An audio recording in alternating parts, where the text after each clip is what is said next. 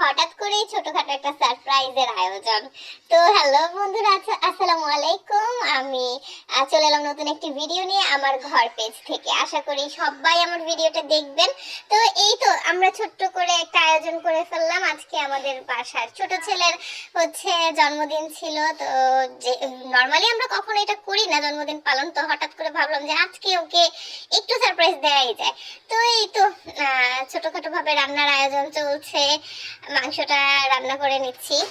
তো একের পর এক সব মশলা দিয়ে নিলাম। এখন বলা চলে ছেলে মেয়েরা বড় হয়ে গেলে বাবা মার সাথে তাদের একটা দূরত্ব বেড়ে যায়। তখন হয় কি যে বাসায় ওদের নিয়ে সময় কাটানো সেভাবে আর হয় না। তাই মাঝে মাঝে একটু খাওয়া দাওয়ার মাধ্যমে হলেও একটু সময় কাটানো যায় ছেলে মেয়ের সাথে। বিষয়টা কিন্তু আপনারাও ভেবে দেখবেন, ছেলেরা বড় হলে বাইরে ওদের সময়টা বেশি কাটে, ঘরে কিন্তু সময়টা ওইভাবে কাটে না। তাই আমি সব সময় চেষ্টা করি কিভাবে ছেলে মেয়েদের সাথে বাসায় একটু বেশি সময় কাটানো যায়। তো এই তো আমার মাংস রান্না শেষ হয়ে গেল। এখন পোলাওটা বসিয়ে দিলাম। তো এখন আমার সন্তানরা মটরটা খুব পছন্দ করে। তো আজকে এই মটরটা দিয়েই রান্নাটা হবে।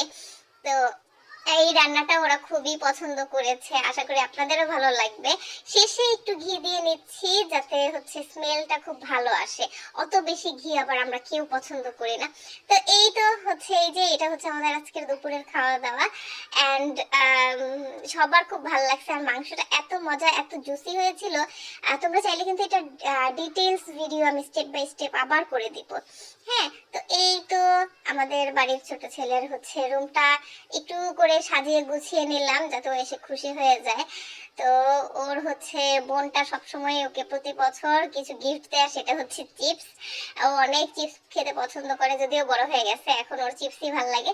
এই তোর ও রুমে ছিল না তখন ওর রুম সাজানো হয়ে গেছে চিপস টিপস দিয়ে। তো এই তো টুকটাক করে ওর রুমটা একটু হোম ট্যুরের মতো ভিডিও করে নিলাম। আর এই যে ওর কেক, কোনো নাম টাম লেখা হয় না, ও এতটা পছন্দ করে না কারণ বড় হয়ে গেছে। তো এই যে এখন কেক কেটে নিচ্ছে। এই তো ওর জন্য সবাই দোয়া করবেন, আল্লাহ ওকে আরো নেক হায়াত দেখ, জীবনে অনেক বড় করুক, ওর জীবনটা ভালো কাটুক, সুন্দর কাটুক। সবাই ওর জন্য দোয়া করবেন, ওর আগামী দিনের জন্য। আর আমার এই ছোট্ট পেজটাতে আপনারা লাইক দিয়ে ফলো দিয়ে আমার পাশে থাকবেন। ধন্যবাদ সবাইকে। আল্লাহ হাফেজ।